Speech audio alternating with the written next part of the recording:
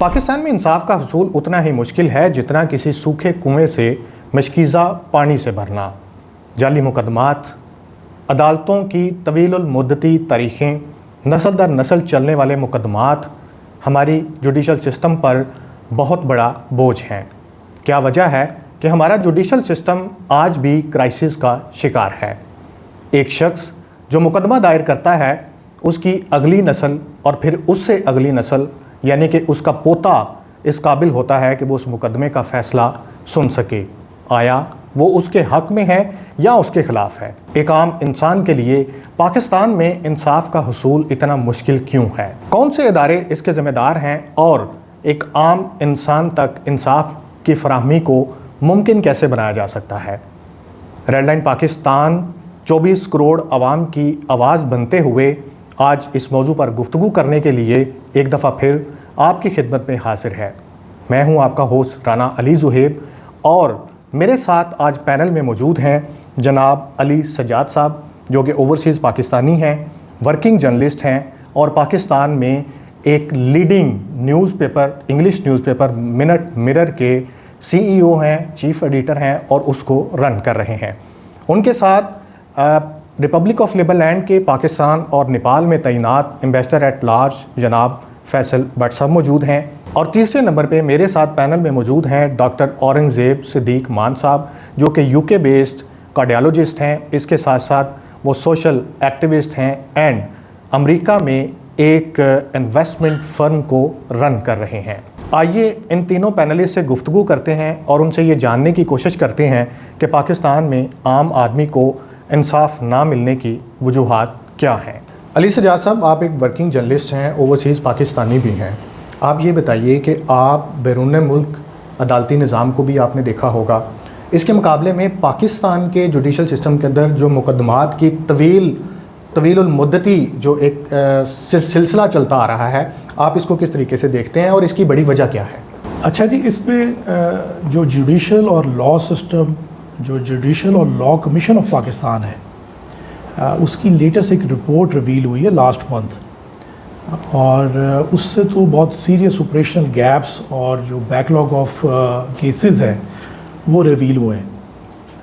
Approximately 2 million cases are pending across judiciary, across Pakistan district courts के अंदर। और आप ये देखिए कि ये इसका जो हुजम है केसेस का, ये सिर्फ अभी डिस्ट्रिक्ट कोर्ट्स की बात हो रही है। हाई कोर्ट्स आर सेपरेट और इसका जो की फैक्टर सामने आ रहा है पाकिस्तान के जुडिशल क्राइसिस का, वो है non active courts, failure of courts working और नॉन अपॉइंटमेंट ऑफ जजेस। सिर्फ पंजाब में इस वक्त कोई 850 कोर्ट जो हैं वो नॉन फंक्शनल हैं और पूरे पाकिस्तान में 1250 courts according to this report वो नॉन फंक्शनल हैं। सिंध में कोई 150 के करीब कोर्ट्स नॉन फंक्शनल हैं। KP में कोई 200 कोर्ट्स नॉन फंक्शनल हैं। बलूचिस्तान में 80 कोर्ट्स नॉन फंक्शनल हैं। और the primary aspect behind all of this is non appointment of जजेस। तो ये एक बहुत बड़ा एक डायलेमा है कि 20 लाख से ज़्यादा केसेस डिस्ट्रिक्ट कोर्ट्स में अक्रॉस पाकिस्तान वो पेंडिंग हैं। और आपका जो इंडेक्स लेवल है, जो रूल ऑफ लॉ का, लॉ एंड ऑर्डर में पूरी दुनिया में इंसाफ की इंडेक्स में अगर आप 130 नंबर पे खड़े होंगे on the basis of this data, तो ये कोई बहुत अचंभे की बात नहीं है। जिस मुल्क में 20 लाख केसेस सिर्फ डिस्ट्रिक्ट कोर्ट्स में पेंडिंग चलेंगे। डॉक्टर साहब, आपकी तरफ आऊँगा। इंसाफ की यहाँ पे बात हो रही है। एक आम इंसान के लिए पाकिस्तान में इंसाफ का हसूल जो है वो मुश्किल तरीन क्यों बनता जा रहा है? हमने ये देखा कि अक्सर लोग पुलिस स्टेशन या अदालत जाने से डरते हैं। आपसे ये जानना चाहेंगे कि इसकी बुनियादी वजूहात क्या हैं? क्यों वो पुलिस के पास नहीं जाना चाहते? क्यों वो अदालतों के चक्कर नहीं लगाना चाहते? क्या जुडिशरी से उनका एतमाद उठ चुका है? जी, this is a very interesting question. इसकी बहुत सारी वजूहात हैं, और उसकी वजूहात में कुछ ऐसी वजूहात हैं जो बहुत चुपती हुई वजूहात हैं, जो कि हम सबको मालूम भी हैं, जिन पे मैं अभी बात करूँगा। लेकिन इम्पॉर्टेंट चीज़ ये है कि जो आपका रूल ऑफ लॉ का पूरा सिस्टम है वो कोलैप्स कर गया है, starting from your law enforcement agencies to the bodies, the prosecution services. वो सारा जो है सिस्टम, वो उसमें इनहेरेंट फ्लॉज हैं, जिसकी वजह से कि एक आम आदमी का एतबार आपके जो प्रोसिक्यूशन सिस्टम है और क्राइम एंड जस्टिस सिस्टम है उससे उठ गया। बिल्कुल ठीक। Which is very unfortunate. और उसमें आप बहुत सारी वजूहात कह सकते हैं, उसमें आप लैक ऑफ रिसोर्सेज कह सकते हैं, उसमें आप पोलिटिसाइजेशन ऑफ द प्रोसेस कह सकते हैं, उसमें आप पुअर स्टाफिंग कह सकते हैं, पुअर ट्रेनिंग कह सकते हैं। लेकिन जो भी है उसका नतीजा क्या है कि जस्टिस इज़ डिलेड। और वो कहते हैं ना, justice delayed is justice denied. Yes. तो वो जब एक साइल को ये लगता है कि मुझे at the end of the whole process justice नहीं मिलेगा, तो वो कहता है मैं क्यों जाऊं।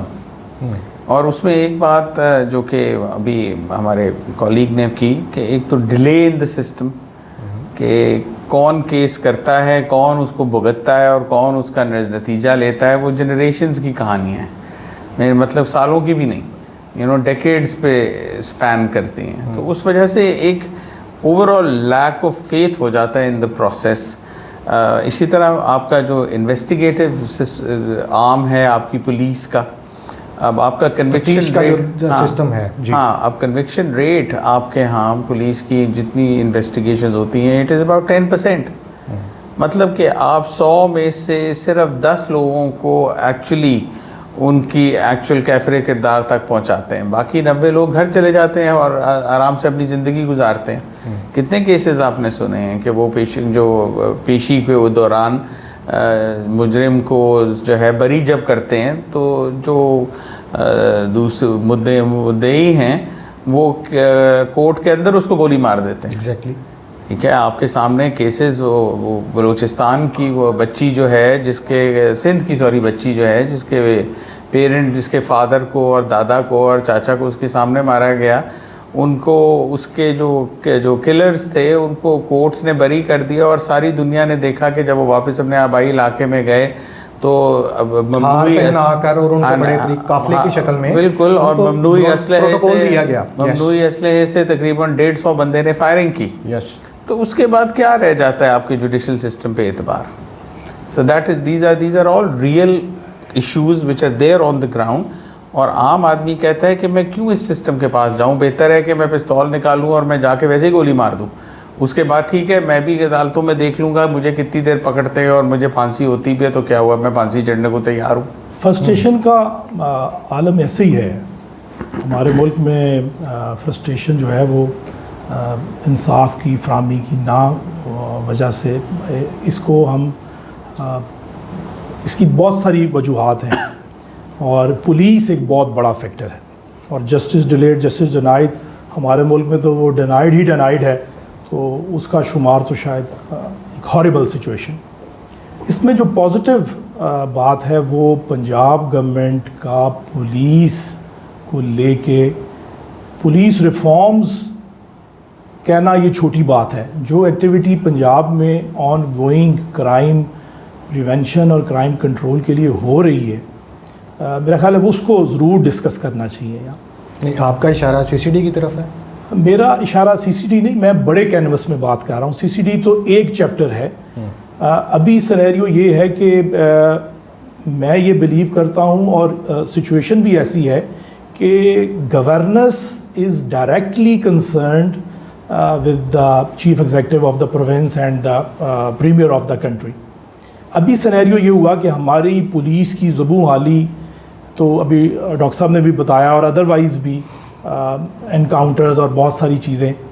लेकिन अभी पंजाब गवर्नमेंट के जो बहुत ज़्यादा पॉजिटिव इसमें स्टेप्स हैं, जैसे चीफ मिनिस्टर ने बहुत सारे KPIs की परफॉर्मेंस इंडेक्स मुतारफ़ करवाए हुए हैं, और मैं when just I get to know the realities, वो क्या है कि सूबे में जो क्राइम का रेट है, एक जनरल बात यह है कि जी CCD, ऐसी बात नहीं है कि सिर्फ CCD, ये गवर्नेंस इशू है और गवर्नेंस पे चीफ मिनिस्टर का कंट्रोल, चीफ मिनिस्टर पंजाब का कंट्रोल एक अनएक्सप्लेन हद तक का है।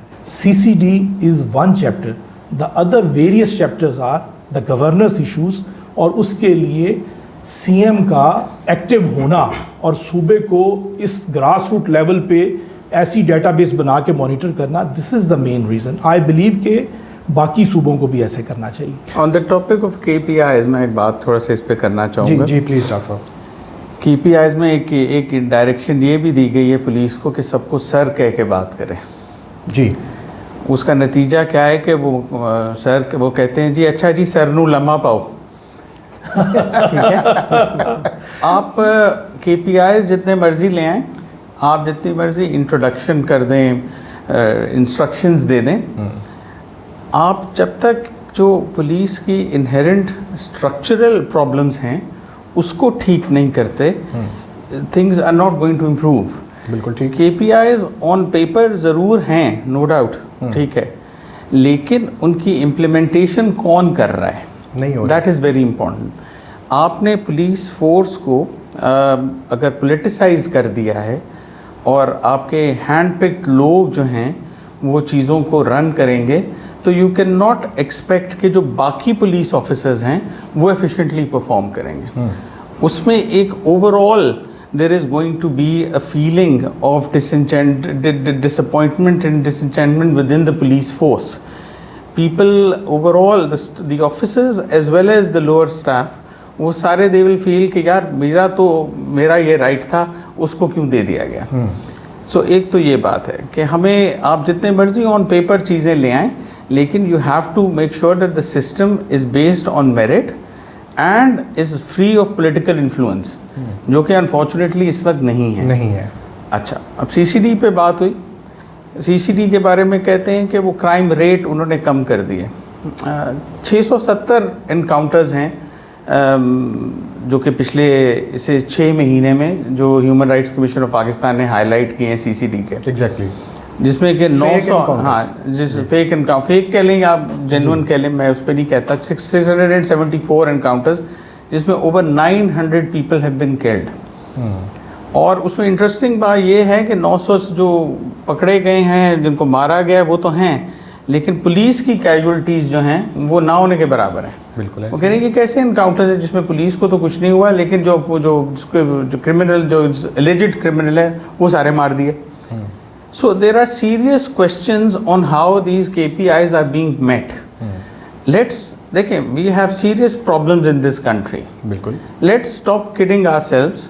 Let's stop imagining that people do not see through these things. ये बातें, अब लोग बड़े सियाने हैं, लोगों को पता है कि अगर 674 एनकाउंटर हो रहे हैं और 900 बंदा मारा जा रहा है, उसके नतीजे में आप बेशक क्राइम रेट नीचे ले आएंगे, लेकिन आपने क्या ये सोचा कि उस 900 में कौन बेगुनाह भी मारे गए होंगे? किसी की, ठीक है, किसी ने उसकी इन्वेस्टिगेशन की। अब यहाँ पे आपका इशू आया था इन्वेस्टिगेशन का, कि आपने KPI तो बना दिए कि ठीक है तुम ये करो, केसेस इतने लॉन्च करो और इतने देर में करो और उसकी इन्वेस्टिगेशन करो। वो इन्वेस्टिगेशन पे आए तो आपकी इन्वेस्टिगेशन इतनी फ्लॉड है कि वहाँ पे कन्विक्शन रेट ही 10% है। 90% लोग जो हैं वो दे गो स्कॉट फ्री। बिल्कुल ठीक। ठीक है, तो ये we have to get real about the problems. आपके सर से याद आया कि हमारे यहाँ लाहौर में एक DIG ऑपरेशन रह के गए हैं डॉक्टर हैदर अशरफ। उन्होंने भी अपने दौर में ना एक बाकायदा तौर पे एडवाइजरी जारी की कि जो भी साइल, ये अपनी कानूनी ज़ुबान में लिखते हैं ना एप्लीकेशन के ऊपर, साइल ने ये किया, साइल दरख्वास्त, तो उसने ये करी साइल की जगह पे आप लफ्ज़ शहरी इस्तेमाल करेंगे आप अपनी एप्लीकेशन के अंदर, FIR के अंदर, तो वो भी अभी तक इम्प्लीमेंट जो है वो हमारे यहाँ नहीं हो सका। नहीं, इम्प्लीमेंटेशन हो भी, मैं बात ये कर रहा हूँ, आप KPIs बना भी लें, आप उसकी इम्प्लीमेंटेशन कर भी लें, लेकिन the man behind the gun, the people who have to do the job, they have to be trained for it. Let's realise what the issues are. आप ऑन द सरफेस उसको ग्लॉस ओवर करना बड़ा आसान है, playing to the gallery बहुत आसान है कि हमने ये इंट्रोड्यूस करा दिया, ये इंट्रोड्यूस करा दिया, ये इंट्रोड्यूस करा दिया। I have to go into the trenches, you have to go into the detail कि आपने वो जो इंडिकेटर्स हैं उसको इम्प्लीमेंट करने वाले लोगों को आपने डीमोरलाइज तो नहीं किया हुआ, आपने उन्हें ट्रेन किया हुआ है कि नहीं, आपने उसमें कोई हैंड पिक्ड लोग तो नहीं किए हुए, आपकी इन्वेस्टिगेशन कैसी चल रही है, क्या इस इन्वेस्टिगेशन के बाद केस अदालत में जाता है, मेरे कोलीग ने जिस तरह कहा कि वो अदालत में कितनी देर चलता है। 2.4 मिलियन केसेस इस पर पेंडिंग हैं in the courts of Pakistan, जिसमें से कि 1.8 मिलियन डिस्ट्रिक्ट कोर्ट्स में, जो कि आपकी ट्रायल कोर्ट है। हाई कोर्ट और सुप्रीम कोर्ट तो अपीलेंट कोर्ट्स हैं, ट्रायल कोर्ट्स तो आपकी डिस्ट्रिक्ट कोर्ट्स हैं। 1.8 मिलियन 18 लाख केस इस पर पेंडिंग है आपके उसमें। कौन इस सिस्टम के ऊपर बिलीव करेगा? आप KPI छोड़े, आप आसमान से नाउजुबिल्ला कोई अहकामात ले आए तो लोग उस पर भी सोचेंगे कि यार जिसने करना है वो कौन करेगा। So there are serious issues, let's get real about them. मैं प्लीज़ अली साहब आपकी तरफ आता हूँ। मैं फैसल भट्ट साहब आपसे सवाल ये है, चूँकि आप एक इंटरनेशनल उसकी मामलात में हैं, डिप्लोमेट हैं, according to your point of views the rule of law in Pakistan, आपने दोनों हमारे जो मेहमान हैं उनकी गुफ्तगू भी सुनी, तो आप क्या समझते हैं कैसा है? देखें जी, होता क्या है, कोई भी मुल्क में लॉ एंड ऑर्डर जो है that is directly proportional to economic growth, foreign investment और सोशल स्टेबिलिटी। सही। जब तक लोगों का इदारों के ऊपर यकीन नहीं होगा कि उनको एक फेयर एंड फ्री ट्रायल मिलेगा और उनकी जो प्रॉब्लम्स हैं, सोशो इकोनॉमिकल जो हम प्रॉब्लम्स कहते हैं, वो एड्रेस होंगी, तब तक कोई भी मुल्क तरक्की नहीं कर सकता। बिल्कुल ठीक। हैविंग सेड दैट, देखें इश्यूज़ तो दुनिया में हर मुल्क में होते ही हैं।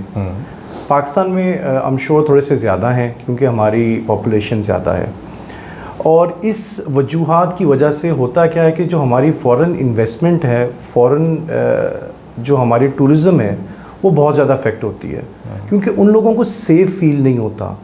अगर आप ओवरऑल एक परसेप्शन देखेंगे फॉरेन इन्वेस्टर्स की और टूरिस्ट की, तो no one wants to come to Pakistan.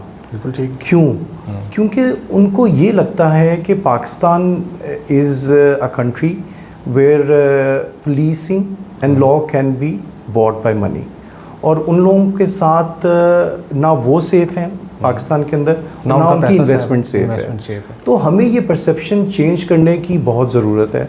आप देखें आजकल कैसे की जा सकती है? चलें इसी बात पे आ जाए। आपने कहा ना चेंज करने की ज़रूरत है जी, so how it can be change? लेकिन जब तक हम लोगों को, फॉरेन इन्वेस्टर्स और फॉरेन टूरिस्ट को ये फील नहीं करवाएंगे कि they are just coming from home, away from home, मतलब this could be their second home, जहां वो अपने आप को और अपनी फैमिली को, अपने बिजनेस को और अपनी इन्वेस्टमेंट को फेस करें कि सेफ़ है, ये 100% सेफ़ है, और अगर उनको कोई भी इश्यूज आते हैं they would be dealt according to the law of the land.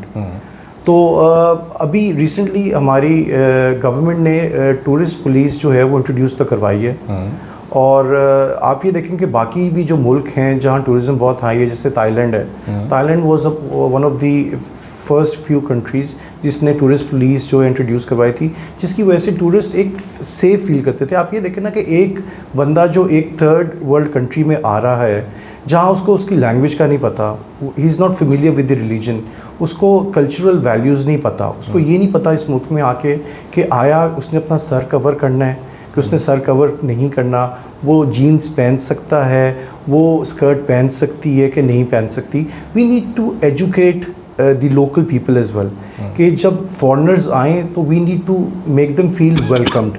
ऐसा ना हो कि उन लोगों को ऑड वन आउट फील हो। और देखें, जब हम अपनी लॉ एंड ऑर्डर सिचुएशंस को कंट्रोल करेंगे तो ये जो फॉरेन इन्वेस्टमेंट और फॉरेन टूरिस्ट आएंगे वो हमारी इकोनॉमी को बहुत ज़्यादा बूस्ट करेंगे। बिल्कुल। तो हमें इन चीज़ों के ऊपर इस्लाहात करने की बहुत ज़्यादा ज़रूरत है। तो आपके नज़दीक जो मैं समझा हूँ कि गवर्नेंस सिस्टम को बेहतर किया जाए, अदारों को अपना बेहतर काम करना होगा, ताकि इंटरनेशनल जो कम्युनिटी है, इंटरनेशनल जो हमारी लोग हैं जो पाकिस्तान में आना चाहते हैं, चाहे वो टूरिस्ट हैं चाहे वो इन्वेस्टर्स हैं, वो अपने आप को सेफ़ महसूस करें। जी बिल्कुल। अली साहब, इसी बात को कंटिन्यू करके मैं आपसे ये पूछना चाहता हूँ, जैसे उन्होंने ये कहा कि अदारों को अपने आप को बेहतर करने की ज़रूरत है, गवर्नेंस को बेहतर करने की ज़रूरत है, जो आई एम श्योर आपने पहले भी बड़ा डिटेल से हमें समझाया है। लेकिन हमारे यहाँ, हमारे मुल्क के इस कल्चर में एक और चीज़ पाई जाती है जिसे हम सिफारिशी कल्चर कहते हैं। आज हमने अगर एक FIR भी करवानी है तो अगर हमारे पास सिफारिश नहीं है तो नहीं होंगी। सीधी सी बात है, आपने चाहे आपने पहले उसमें टर्न में कुछ 20-25 किस्म के KPIs हमें गिनवाए हैं, बट इसके बावजूद जब तक SHO को हम फ़ोन नहीं करवाते या हम SHO से ऊपर किसी SP या DIG को दरख्वास्त नहीं देते तो हमारी FIR नहीं होती है। तो क्या ये जो सिफारशी कल्चर है ये कैसे हम एक आम पाकिस्तानी की जो ज़िंदगी और उसके जो इंसाफ का हसूल है उसको मुतासर कर रहा है? पंजाब में सबसे ज़्यादा कोर्ट्स जो है उसमें नॉन अपॉइंटमेंट ऑफ जजेस है। जो कोर्ट्स का फेलियर, जो हमारे इस वक्त की जो judicial and law commission of Pakistan ने जो रिपोर्ट रिवील की है, उसने कहा है कि ओवर 2 मिलियन 2.3 या 2.4 मिलियन केसेस है जो पेंडिंग है डिस्ट्रिक्ट कोर्ट्स में अक्रॉस पाकिस्तान, और उसमें सबसे ज़्यादा रेशो पंजाब का है। 800 सवा 800 जो कोर्ट्स हैं वो नॉन फंक्शनल हैं, और उसकी जो प्राइमरी वजह है वो ये है कि वहाँ पे जजेस की अपॉइंटमेंट नहीं है। लेकिन आप साथ ही इसके एक और बात भी देखें ना, इसको एड्रेस करेंगे जब आप ये देखेंगे, जब आप 24 लाख केसेस को डील करेंगे तो वो 24 लाख बंदे को एड्रेस नहीं करेंगे आप, वो 2.5-3 करोड़ बंदे को आप एड्रेस करेंगे। क्योंकि एक केस के साथ मशरूत है फैमिलीज, और इसमें फैमिली कोर्ट और फैमिली केसेस भी इसमें शामिल हैं। 600-650 जो सिविल कोर्ट्स हैं उसमें फैमिली कोर्ट्स भी शामिल हैं जिसमें कि जजेस की अपॉइंटमेंट नहीं है। ये तो एक की फैक्टर आ गया जिसको एड्रेस करने की गवर्नमेंट को सरे-दस्त ज़रूरत है। फैल साहब, मैं आपकी तरफ आता हूँ। हमने पाकिस्तान के जुडिशल सिस्टम, पाकिस्तान के रूल ऑफ लॉ की गुफ्तगू आपने सुनी है, हमारे दोनों मेहमानों की भी। मैं आपसे ये जानना चाहता हूँ कि आपके नज़दीक पाकिस्तान का जुडिशल सिस्टम एंड लिबरलैंड का जो जुडिशल सिस्टम है, इसमें क्या बुनियादी फ़र्क है? देखें जी, इसमें एक बहुत मेजर डिफरेंस ये है कि पाकिस्तान में जब कोई केस होता है तो प्रोसिक्यूशन और डिफेंस जो है उन दोनों का केस एक जज के सामने लगता है। ठीक। अब वो जज के हाथ में है कि आया कि उसको जो सही लगता है, it could be a human error, कि जब आप एक सिंगल बंदे के हाथ में कोई फ़ैसला छोड़ देंगे तो everything relies on one person, और ह्यूमन एरर की वजह से वो गलत फ़ैसला भी कर सकता है। ठीक। On the other hand Liberland में क्या होता है, we follow the jury system जो अमेरिका और इंग्लैंड में होता है। And how does the jury system work? वो इस तरह काम करता है कि 11 लोग रैंडमली जो सिटीजन्स होते हैं उनको सिलेक्ट किया जाता है, और ये जो 11 लोग होते हैं they don't need to be professionals, they could be like हाउसवाइफ्स, वो कारपेंटर्स हो सकते हैं, मेसन्स हो सकते हैं, दे कुड बी एनीवन। वो रैंडमली कंप्यूटर जो है 11 लोगों को सिलेक्ट करता है, और फिर उनको इनविटेशन भेजी जाती है कि इस केस में you are required to be present yourself as a jury. ठीक। और फिर वो 11 लोग जब कोर्ट में आते हैं तो वो डिफेंस और जो प्रोसिक्यूशन है उन दोनों के दलाइल सुनते हैं। सही। उसके बाद उस जूरी के पास एक वीक होता है, ट्रायल जब चलता है, it could prolong, but normally एक ट्रायल 7 दिन तक चलता है, 7 वर्किंग डेज, और उसके अंदर फिर जूरी फैसला करती है with a verdict of 6 to 5। Okay. अगर तो 6 जो जूरी मेंबर्स हैं वो सोचते हैं कि डिफेंडेंट गिल्टी है तो वो अपना वर्डिक्ट आगे जज को देते हैं, और फिर जज जो है वो सेंटेंसिंग गाइडलाइन के मुताबिक उस बंदे को सेंटेंस करता है। सही। जिससे क्या होता है कि कानून का हसूल एक बंदे के लिए बड़ा सिंप्लीफाइड और सिस्टमैटिक होता है। देखें, जैसे मैंने पहले कहा कि एक बंदा गलत हो सकता है, लेकिन 6 बंदे ऑन अ यूनानिमस वर्डिक्ट गलत नहीं हो सकते। तो it is a very systematic way of dealing with the cases, और मेरा ख्याल में हमें ये सिस्टम अडॉप्ट करना चाहिए। इससे क्या होगा कि मैनिपुलेशन और करप्शन काफ़ी हद तक कम हो जाएगी। देखें, एक बंदे को ख़रीदना आसान है, लेकिन 11 बंदों को ख़रीदना थोड़ा सा मुश्किल है। इसलिए अगर हमने जहाँ इतनी चीज़ें अडॉप्ट की हैं, हमें ये जुडिशल सिस्टम के अंदर जूरी सिस्टम इंट्रोड्यूस करना चाहिए, जिससे एटलीस्ट लोगों को ये होगा कि एक फेयर और फ्री ट्रायल मिलेगा, उनको हक मिलेगा, और अगर 6 लोग उसके ख़िलाफ़ भी फैसला देते हैं तो वो कम से कम सेटिस्फाइड ज़रूर होगा। बिल्कुल। डॉक्टर साहब, बड़ा एक इम्पॉर्टेंट सवाल है आपसे। पाकिस्तान में 2 कानून हैं, अमीर के लिए अलग और गरीब के लिए अलग। कैसे देखते हैं आप इसको, नंबर 1, और इसको ख़त्म कैसे किया जा सकता है? अनफॉर्चुनेटली ये बात बिल्कुल सही है। पाकिस्तान में दो कानून नहीं है, मैं कहता हूँ पाकिस्तान में एक ही कानून है, और वो जंगल का कानून भी नहीं है। अच्छा। वो इसलिए कि जंगल का कानून भी ये कहता है कि शेर बादशाह होता है और बाकी सब उसकी सुनते हैं। हमारे यहाँ तो जिसकी लाठी उसकी भैंस। सही। आज ज़्यादा मैं, शेर है हाँ, आज मैं बादशाह, यहाँ पे सब शेर हैं। आज हाँ, सब हर एक अपने आप को शेर समझता है, और वो जो जिसका जोर जहाँ चलता है वो उसको चलाता है, और यही एक कानून है। और कानून अमीर और गरीब के लिए नहीं है, कानून है ही गरीब के लिए। अमीर के लिए तो कोई कानून ही नहीं है। आपने देखा है कि अभी इस्लामाबाद में अभी 2 दिन पहले क्या हुआ है कि वो जो एक SUV थी, एक 4 व्हीलर जो है, वो उन्होंने चढ़ा दी लोगों के ऊपर और उसके बाद भाग गए। अभी तक नहीं पकड़े गए कि वो कौन है। अभी परसों लाहौर में डिफेंस में क्या हुआ है, एग्जैक्टली, एक लग्जरी व्हीकल को सिर्फ हॉर्न दिया उन्होंने पकड़ के, वो गवर्नमेंट ऑफिशियल्स थे, उन्होंने सिर्फ हॉर्न दिया कि भाई गाड़ी साइड पे कर लो, रास्ता दे दो। मैं खुद DHA में रहता हूँ, मैं रात को DHA में निकलता हूँ, जो पीछे से जब भी कोई आप जा रहे हो, पीछे से जो भी आपको लाइट फ्लैश करता हुआ आ रहा होता है 50 मीटर दूर से, वो आपको पहले ही पता होता है कि जब साथ से गुजरेगा तो कौन सी गाड़ी होगी, ठीक है, और इसके पीछे कौन सी गाड़ी होगी। सो कानून जो है वो तो है ही गरीब के लिए, ठीक है। अमीर को तो हमने कह दिया जी सर आप तो दूध में धुले हुए हैं और आपको हम कुछ नहीं कहेंगे, आपका जो दिल में आता है, जिसकी आपने इज्जत उछालनी है आप इज्जत उछालें, जिसको आपने अगवा करना है आप अगवा करें, जिसका आपने रेप करना है आप रेप भी करें। अभी वो जो बच्ची का किस्सा चल रहा है खबरों में है, जी बिल्कुल, 18 साल की घर पे जो मेड थी, वो क्या था, एक गरीब की बेटी है ना, अमीर की बेटी को जरा करके तो देखें इस तरह, सोच भी नहीं सकते आप, सोच भी नहीं सकते आपकी, it is going to be beyond your wildest believes कि इस तरह की कोई हरकत हो सकती है किसी एफ्लुएंट, किसी इन्फ्लुएंशियल फैमिली की बच्ची के साथ, किसी के साथ, अल्लाह ना करे हो, खुदा ना खास्ता कभी हो। You know, our best wishes are with all the women and the girls in our country, you know, but we have, ऐसा मैं हमेशा कहता हूँ, we have to get real about the problems here. You know, I think we have to stop faffing around. ये हम जो actual point है ना उस पर आएँ कि मसला क्या है, कि आपने जो जिस पे ज़ोर आपका चलता है उसको आप पकड़ लेते हैं, जिस पे नहीं चलता, यू नो, एक असिस्टेंट कमिश्नर 2 करोड़ की फॉर्चूनर में आके गरीब आदमी की रेहड़ी उल्टा के चला जाता है, उसी असिस्टेंट कमिश्नर के दफ्तर में जब कोई इन्फ्लुएंशियल जाके बैठता है तो वो उसको उठ के खड़ा होके मिलता है, यू नो। सो तो क्या वजह क्या है, क्या माइंडसेट हमारा ऐसा है? आपका इसमें माइंडसेट भी है और इसमें एक आपका सिस्टम ऐसा है जो रिवॉर्ड करता है ऐसे एटीट्यूड को। सही।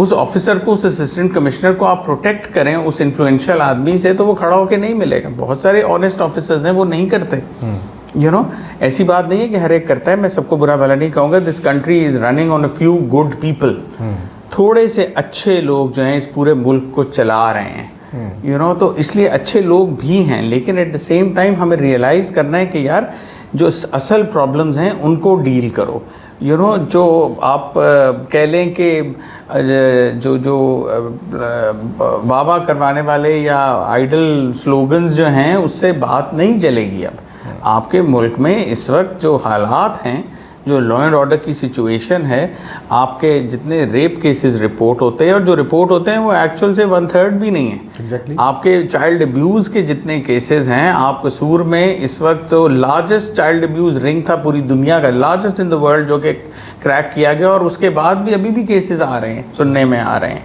सो यू नो, एक बड़ा सीरियस आपका इनजस्टिस आपकी सोसाइटी में प्रिवेल करता है, बड़े सीरियस यहाँ पे लोगों की ग्रीवेंसेस हैं।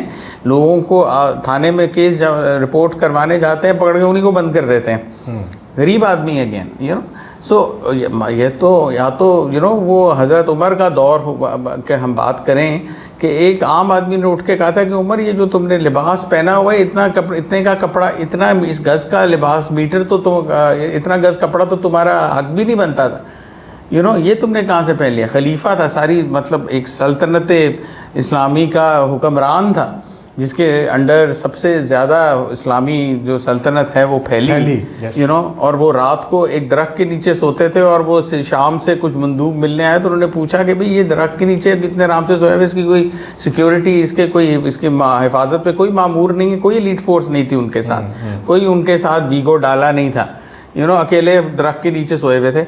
तो उससे उनसे पूछा ये आराम से क्यों सोता है, उसने कहा इसलिए आराम से सोता है, इसलिए इसको किसी हिफाजती हिसार की, बॉडीगार्ड की ज़रूरत नहीं है, क्योंकि इसने अपनी पूरी सल्तनत में अदल का निज़ाम रखा हुआ है। सो हमें वो निज़ाम लाना है और हमारे लीडर्स को इन चीज़ों पे फोकस करना है। पॉलिसी मेकिंग पे आएँ, वो चीज़ें मत करें जो कि एक लोकल काउंसिल ने करनी है, गटरों के ढक्कन और सड़कें और पुल और ये सारा कुछ, ये तो यार लोकल बॉडीज़ का काम है। आप पॉलिसीज़ पे आएँ जिसमें कि आप डिवाइस करें पुलिस रिफॉर्म्स, जिसमें कि आप डिवाइस करें जजेस की अपॉइंटमेंट, जिस तरह मेरे कोलीग ने कहा, जिसमें आप डिवाइस करें इन्वेस्टिगेटिव मैकेनिज्म पुलिस के, और आप अपनी जो आपकी लॉ एनफोर्सिंग अथॉरिटीज़ हैं, ये चीज़ें करेंगे, take care of big things, small things take care of themselves. बस मैं ये कहूँगा। अली साहब आप मेरे ख्याल में मैं थोड़ा सा ऐड अप करूँगा डॉक्टर साहब की बात को कि हमें we need to act as a nation. हमें जो गलत चीज़ें हैं उसके अगेंस्ट खड़ा होना चाहिए। हमें ये नहीं वेट करना चाहिए कि जी मेरे साथ तो नहीं हुआ तो वाई शुड आई बॉदर, कि अगर मेरे नेबर के साथ हो रहा है तो let him deal with it. तो we need to act as a nation, और हमें सही के साथ खड़ा होना चाहिए और गलत के अगेंस्ट खड़ा होना चाहिए। हमारा एक और बड़ा एक सोशल डायलेमा ये है कि हम लोगों को प्लीज़ करने के लिए उनके अगेंस्ट नहीं खड़े होते या उनके अगेंस्ट बात नहीं करते कि जी अगला ऑफेंड हो जाएगा और मेरा उससे जो रिलेशनशिप है वो ख़राब हो जाएगा, विच इज़ वेरी रॉन्ग। हम लोगों को स्टैंड अप होना चाहिए अपने राइट्स के लिए, और अगर कहीं कुछ गलत हो रहा है एटलीस्ट हमें वो एड्रेस करना चाहिए। अली साहब आपका क्या टेक है, क्या ये जो अमीर और गरीब के लिए अलग अलग कानून है ये ठीक बात है?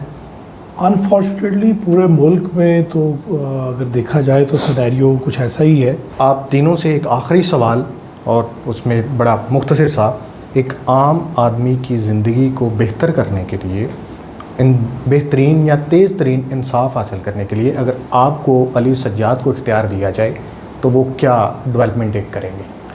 देखिए इस्लाह क्या करेंगे जुडिशरी में ख़ास तौर पे? देखें जी, जो सबसे प्राइमरी काम है कि जस्टिस डिलेड जस्टिस डिनाइड, इस असूल को हर सूबे के चीफ एग्जीक्यूटिव को और प्रीमियर ऑफ द कंट्री को, शहबाज शरीफ साहब को एक ही असूल पे काम करना चाहिए कि वो आइदर अपॉइंटमेंट ऑफ जजेस हो, वो either transparency across district courts हो, क्योंकि डिस्ट्रिक्ट कोर्ट की बात मैं इसलिए करता हूँ कि वो बेसिक कोर्ट्स हैं, वहाँ से किसी भी केस का ट्रायल शुरू होता है। राइट। तो वहाँ पे टेक्नोलॉजीज़ को मुतारफ़ कराएं, वहाँ ई सिस्टम को मुतारफ़ कराएं, जो मिस यूज़ ऑफ पावर्स हैं एक रीडर से लेके एक जज तक। जैसे एक हमारे बड़ा कॉमन सा फैक्टर है, आप भी वाकिफ़ होंगे कि यार उन्होंने दे दो 500 रुपया रीडर को दे दो, 1000 रुपया रीडर को दे दो, तो दो हफ्ते आगे करवा लो। इस कल्चर है हमारा, इस ट्रेडिशन को, इस सारे सिस्टम को बदलने की ज़रूरत है। सही। फैज़ल साहब आप क्या कहेंगे इस पर? देखिए ये तीन चीज़ें हैं जिसको आप अगर कंट्रोल कर लें तो चाहे वो पुलिसिंग हो, चाहे वो जुडिशल सिस्टम हो। Firstly it's the corruption. Okay. जो पुलिसिंग में करप्शन होती है, इन्वेस्टिगेशन को मैनिपुलेट किया जाता है, केसेस को मैनिपुलेट किया जाता है, उस करप्शन को कंट्रोल करना चाहिए। सही। उसके बाद वही करप्शन जब जुडिशल सिस्टम में जाता है, चाहे वो डेट्स की चेंजिंग हो, चाहे वो केस को मैनिपुलेट करना हो या जज को मैनेज करना हो, सही, करप्शन को आप कंट्रोल करें। Right. Secondly on the other hand it's accountability. सही।